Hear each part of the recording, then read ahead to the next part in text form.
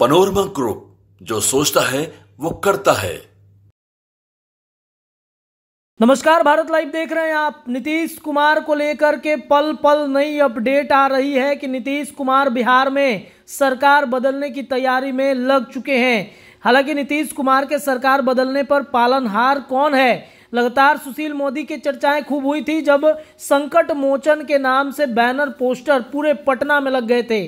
सुशील मोदी के जन्मदिन के अवसर पर बिहार बीजेपी का संकट मोचन कौन, तो सुशील मोदी का नाम आया था। इधर नीतीश कुमार ने तैयारी पूरी कर ली है भारतीय जनता पार्टी के साथ जाने पर, लेकिन सवाल ये उठता है कि जो एनडीए ने कभी नीतीश कुमार के लिए नो एंट्री का बोर्ड लगाया, आखिरकार नीतीश ने ऐसा कौन सा जाल बिछाया जिस जाल में कहीं ना कहीं नो एंट्री का बोर्ड एनडीए गठबंधन को हटाना पड़ा है। सुशील मोदी ने बयान दिया कि नीतीश अगर आते हैं गठबंधन में तो उनका स्वागत है। जो परिवारवाद पर उन्होंने टिप्पणी कसी थी नीतीश कुमार ने कल कर्पूरी ठाकुर के जयंती के मौके पर, उसके बाद से ही ये सारा खेल होना शुरू हो गया है। देखिए, सुशील मोदी के बयान पर एनडीए में नो एंट्री का बोर्ड तो हट गया है। नाराज सुशील मोदी भी अब नीतीश कुमार से मान गए हैं। चलिए घंटों में बिहार की बदलते सियासत पर अपने संपादक नमन मिश्रा सर से चर्चा करते हैं कि सर, अब तो सुशील मोदी जो नीतीश कुमार के लिए संकट मोचन बन के उभरे हैं, क्या वाकई में मान चुके हैं एनडीए में नो एंट्री का बोर्ड हट गया? देखिए, आज की दिन की शुरुआत जिस तरीके से हुई है, अंत निश्चित तौर पर बहुत बड़ा होगा।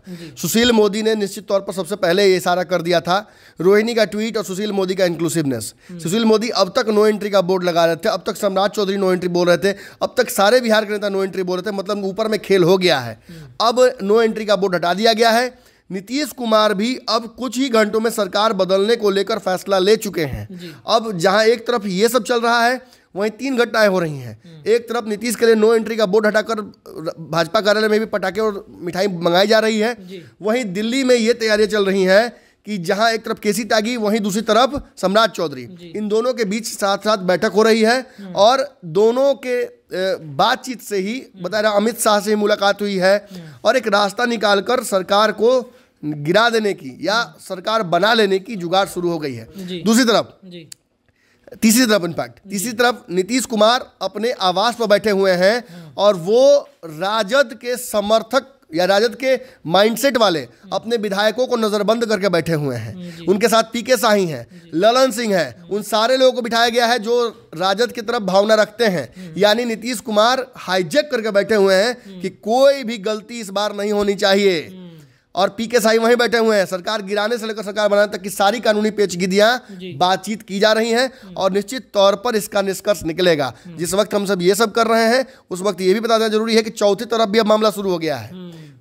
राजद ने भी अपनी तरफ से शुरू कर दी है कवायद, हाई वोल्टेज वहां भी हाई अलर्ट में लोग हैं। और बताया जा रहा है कि मिलने के लिए राबड़ी देवी के आवास पर लालू यादव से मिलने तेजस्वी यादव और उनके जो नेता हैं, माने एक तो बतखी हैं, तो वो सारे नेता पहुंच रहे हैं। उनके भोला यादव, तमाम लोग राबड़ी आवास पर पहुंच रहे हैं। यानी कि राजद में भी हाई अलर्ट जारी हो चुका है। अब किसी भी वक्त कुछ बड़ा हो सकता है बिहार में। फिलहाल तमाम अपडेट लगातार जारी है। जुड़े रहिएगा भारत लाइव के साथ, क्योंकि सबसे पहली खबर भारत लाइव ही आपको बताएगा। धन्यवाद। पनोरमा ग्रुप, जो सोचता है वो करता है। अगर ये वीडियो पसंद आई और वह बिहार के राजनीति और बिहारियत से सरोकार रखेनी तो सब्सक्राइब बटन दबा के चैनल के सब्सक्राइब कर ली। ओजे एगो घंटी बा, ओकरा बटन दबा देला से कुल सटीक और मारक खबर रुआ मुफ्त में मिल जाई। अगर रुआ पत्रकारिता के हमनी के नया प्रयोग में सहयोग कर चाहतानी तो ज्वाइन बटन दबा दी। पेटीएम नंबर नोट कर ली 9386816700। धन्यवाद।